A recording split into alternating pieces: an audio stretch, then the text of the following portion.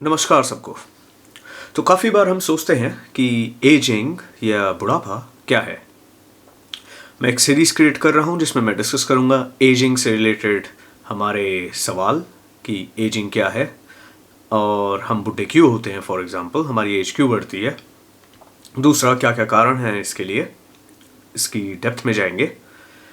क्या current science में research हो रही है जो बेसिकली रिलेटेड है एजिंग से, क्या हम हमेशा के लिए कभी ज़िंदा रह सकते हैं या नहीं, या हमारी एज बढ़ने के साथ साथ हम हमेशा के लिए चाहे ज़िंदा ना रह रहे हैं जिसे इमॉर्टैलिटी कहते हैं, पर हम अपने बुढ़ापे में भी काफ़ी यंग और हेल्दी रह सकें। इसके डिपेंडिंग क्या रिसर्च है, क्या हम जानते हैं ऑलरेडी, इसका बैकग्राउंड क्या है, तो उसके बारे में डिस्कस करेंगे। आज छोटा सा एक इंट्रोडक्शन है। तो बेसिकली एजिंग क्या होती है।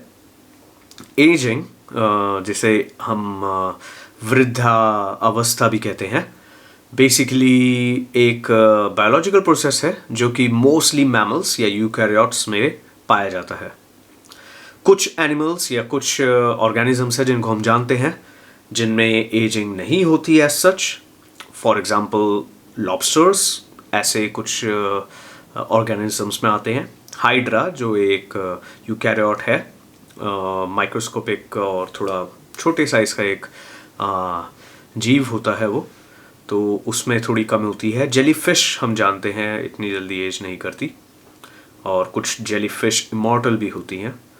एंड टर्टल्स काफ़ी लंबी एज तक जीते हैं। ऑन एवरेज ह्यूमंस की अभी जो हेल्दी वर्ल्ड है, जो डेवलप नेशंस हैं, उनमें 80 to 85 की रेंज रहती है, और Japan is the country with the highest life span basically. तो अगर आप आज पैदा होते हैं तो आप एक्सपेक्ट कर सकते हैं कि 85 और 90 ईयर्स तक आप ज़िंदा रहें। बट ये क्वेश्चन इम्पॉर्टेंट क्यों है? इसलिए भी है क्योंकि हमारी जो एक सिविलाइजेशन है उसमें 50 एंड अबव एज के लोग जो हैं वो काफ़ी बढ़ रहे हैं। और जैसा कि आप जानते हैं इंडिया में भी हमारी पॉपुलेशन काफ़ी बड़ी है, वर्ल्ड में इस टाइम सेकंड लार्जेस्ट है, और जल्दी हम चाइना को भी ओवरटेक करने वाले हैं। तो आगे आने वाले 50 साल के अंदर, 100 साल में हमारी एज जो है वो अभी जो यंग है वो तब जाके थोड़ी बुज़ुर्ग हो जाएगी। तो उसके लिए भी बहुत इम्पॉर्टेंट है कि हम हॉस्पिटल केयर और जो लोग हैं उनकी वेलबींग के लिए क्या जानते हैं और आगे आगे हम क्या डेवलपमेंट करेंगे एज साइंटिस्ट, और एक वर्ल्ड की इकोनॉमी और एक कल्चर पे उसका क्या बदलाव आता है, क्या पड़ाव पड़ते हैं, उसके बारे में भी डिस्कस करेंगे। तो इन रिलेशन टू दिस, ये इंट्रोडक्शन है हमारी इस वीडियो सेशन का, और I will be uploading new research related questions जो साइंटिफिक रिलेटेड हमारे व्यूअर्स हैं उनके लिए भी थोड़ी इंटरेस्टिंग चीज़ है।